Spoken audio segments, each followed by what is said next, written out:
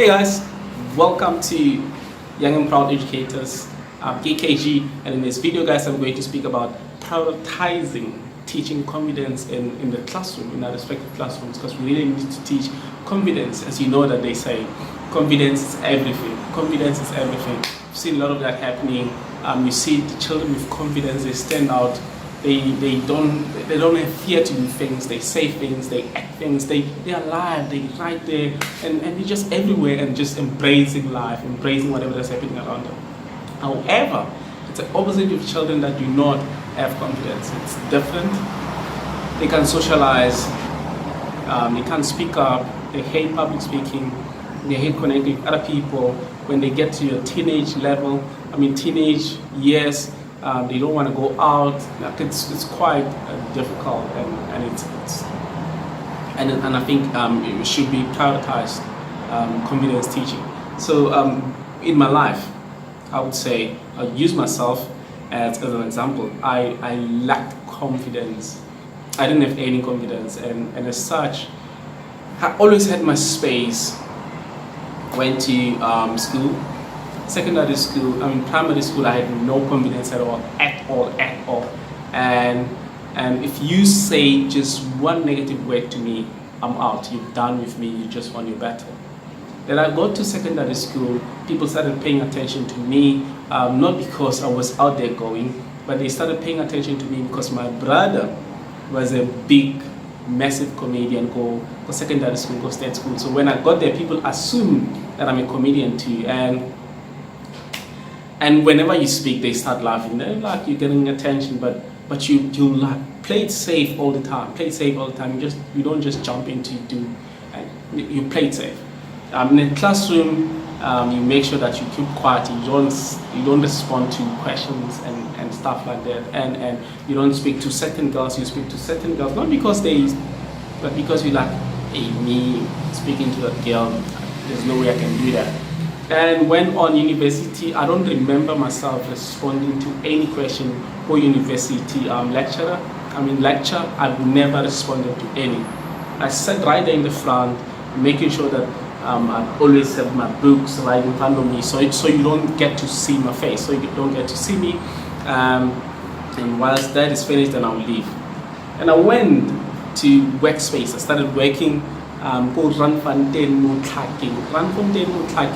It was a beautiful place. Still lack confidence, but now you are a teacher. You're more like you leading, you're out there. It doesn't show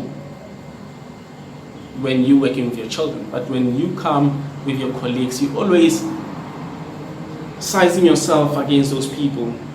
Where am I with this person? If this person is lucky here, then it means you're gonna go down, and you don't like going down. Nobody likes going down, even myself. I don't like going down. So the best thing to do is just go away. So this is what happened. As I've mentioned in one of my videos, maybe you saw, but if not, I'm gonna say it again. So I'm one of the guys who's from extreme, how am I gonna put it? I'm from disadvantaged space. I'm from Orientals. Grew up in a 4-bedroom mud house with just mom, living with whole lot of living with my siblings and the relatives and like with everybody. So as such, I couldn't tell people that I'm from that space. Why? Because of confidence. Confidence was not there. If I tell people, in my head it's like, if I tell people that, then they're just gonna smash me up. I will be done. I'll be digested. It'll be over. So instead, when I got there, I told people, my colleagues, Kgomotso Lebakeng, that I'm from Rustenburg. Yes, our people are from Rustenburg. Then our grandmother was still staying in Rustenburg.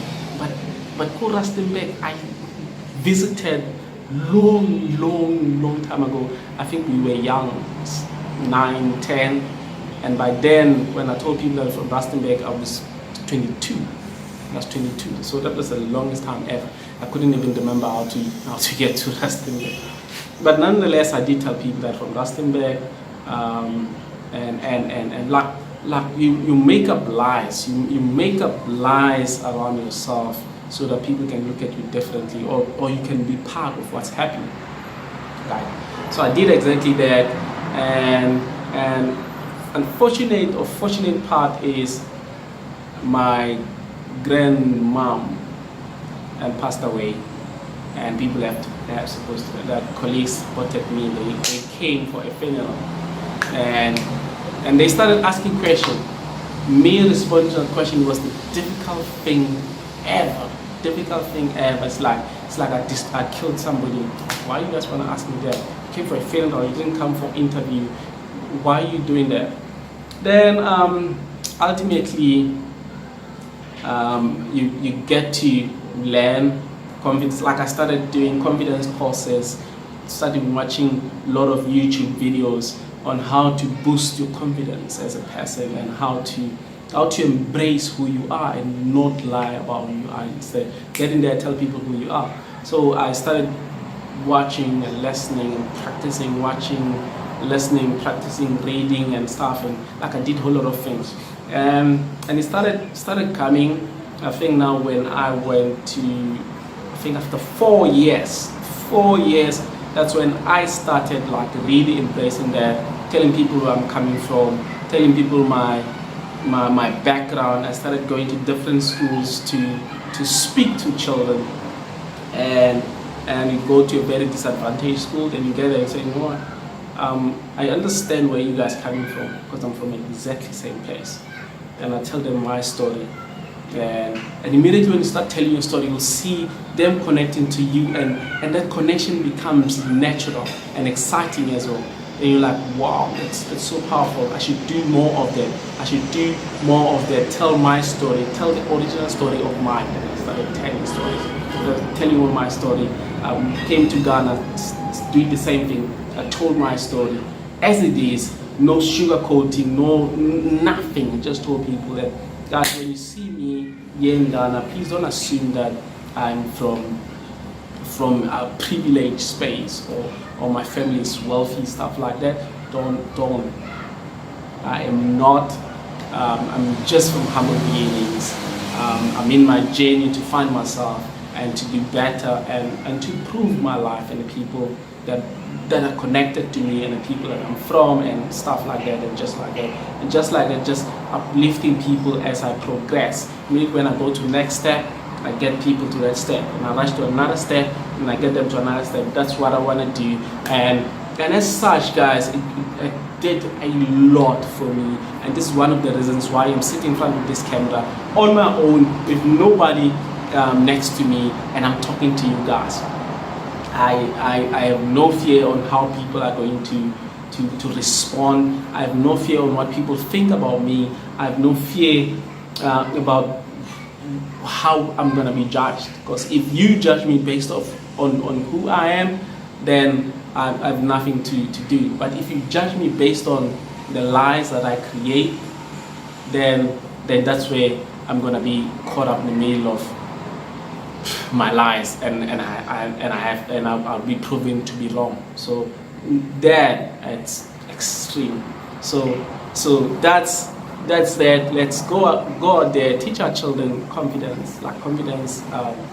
I will go into next video. Then I'll give like different tips on how to teach confidence in different classrooms. Thank you so much for watching this video to the end. I really appreciate it. Please don't just leave yet. Leave your comment at the bottom and tell us your thoughts. What do you think? And you can also watch this video here and this one here. Please do that. Please, if you have not subscribed yet, please hit on this red button. It's on my screen. Right one, this one here. Please hit on it and subscribe to our channel so you're the first one to be notified when the next video drops. Really appreciate it, and peace to the family.